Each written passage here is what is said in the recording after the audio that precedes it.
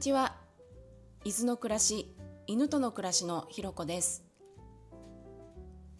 12月は1年の中で一番好きなイベント、クリスマスがある月なので、ちょっと気持ちがふわふわしています。クリスマスといって何かいい思い出があるかっていうと、特にないんですけど、若い頃の理想はシャンパンとフレンチと彼と一緒に過ごすっていうのだったんですけどね。そういう思い出がないような気がするんですよ、一度も。でも一度もっていうと嘘になるような気もするんですけど、でも本当思い出せなくて、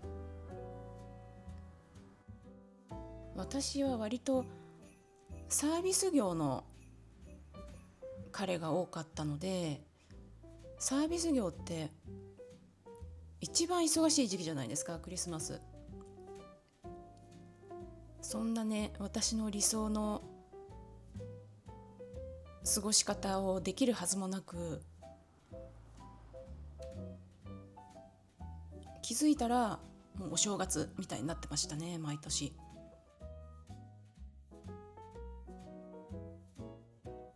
今の理想は外食をしたりするのではなくて、暖炉のあるお部屋で焼き上がったターキー食べて、ワインをちょっとだけ飲んで、上位とそれからお友達と一緒に過ごすのがいいですね。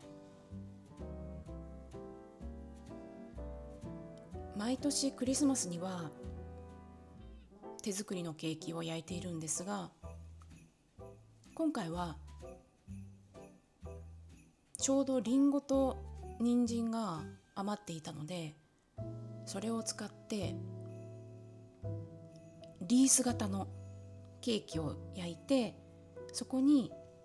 お豆腐クリームをのせて、茹でた人参と、あといちごと、いちごは今までだったら高くて買えなかったんですけれども、ここは静岡だからか割と手頃な値段でスーパーに出てたんですよ。なので迷わずカゴに入れて、いい赤い彩りになりました。あとはくるみとココナッツと、それから雰囲気が出るようにローズマリーを乗せて、ローズマリーは食べずに避けるんですけどね。そしたらすごく可愛く出来上がって、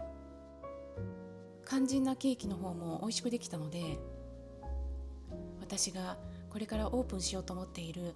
フォートゥーカフェのカフェメニューにしようと思っています。そう、もともとこの V キャストで収録するときに、今回のクリスマスケーキが美味しくできたら、来年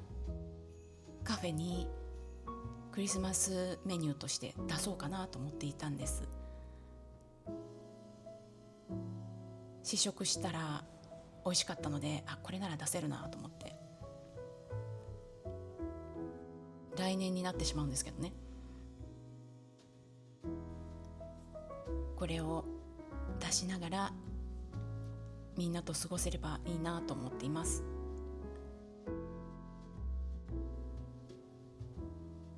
今年のクリスマスにはお家にクリスマスツリーは出さずに、毎年飾っている母の手作りのパッチワークのクリスマスグッズと、あともろもろクリスマスチックなグッズがあるので、それを少しだけ出しました。カフェのオープンにあたって引っ越しを控えているので、あんまりね、ツリーとか出したり片付けたりする体力を使いたくないなと思って、体力温存のために質素にしておきました。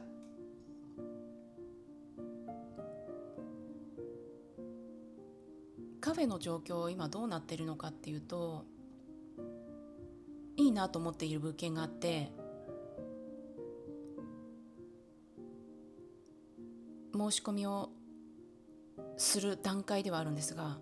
ただ同時に気にしないといけないのが、保健所に申請した時に OK が出るかどうかっていうところなんですね。いろいろ条件があるので、そこに合格するかどうかっていうのがちょっと気になるところなので、まだ何とも言えないんですけれども、伊豆高原あたりでオープンできたらいいなというふうに今希望があるんですが、というのは素敵なお店がいっぱいあるんですよ、伊豆高原。犬 OK で可愛くて美味しいお店もたくさんあって、そういうお店にね行くついでに私のカフェフォートゥーカフェにも立ち寄ってもらえたらいいなというふうに思っているからです。例えばテディベアミュージアムとか、今回V キャストで訪れているんですけれども、ミュージアム自体は小型犬までしか入れないんですが、カフェとあとは施設内のお散歩は大型犬でもできるので、ジョイと一緒にお散歩がてらカフェでまったりしてきました。テディベアミュージアムを訪れた日はとってもあったかい日で、ジャケットとかいらないぐらいあったかかったので、テラス席で日に当たりながらちょっと暑いななんて思いながらブラウニーをいただいてました。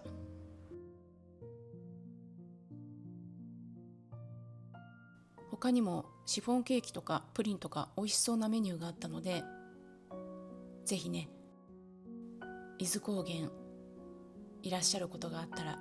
ぜひぜひ寄ってみてください。もう師走ですね。うちの年末年始の予定はというと、引っ越しをスムーズに進めるためにいらないものを捨てて、持っていくものを持っていきやすくなるように整理して、あとはカフェメニューにするレシピ制作とか、あと最近ウッド製品を中心としたオリジナルグッズの制作を始めたので、そちらのラインナップを豊富にするための準備をしていきます。年末年始にこれやろうあれやろうっていろいろ予定立てるんですけど、その3分の1もできずに毎年終わってしまうんですが、今年はどうなるでしょうね。年内の V キャストはこれが最後かもしれません。もう1本あげられたらいいんですけど、きっとねあっという間に年が明けるような気がするので、そうしたら年明けすぐに投稿できたらいいなというふうに願っています。どうぞ良いお年をお迎えください。2025年毎回見て聞いてくださって本当にありがとうございました。今年はね年始早々から神奈川県から伊豆の方に引っ越してきて、引っ越してきた先でいろいろトラブルがあって、それの対応をしていたらあっという間に夏になって、ね、もう夏迎える頃には仕事のこととかもろもろ大きな変化があったりとか、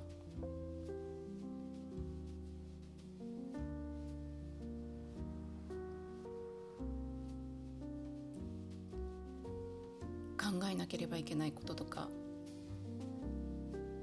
そういう日々の暮らしのこととか時間に追われていたらあっという間に今日になってしまって、こんなに早く感じる年も今までなかったかななんていうふうに感じている今日この頃ではあります。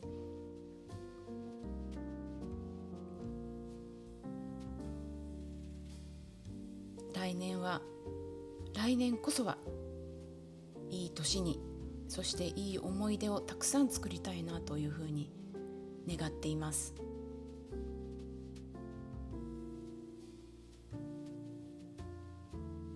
ご覧になってくださっている皆様にとっても良いお年になりますように。新年にまたお会いしましょう。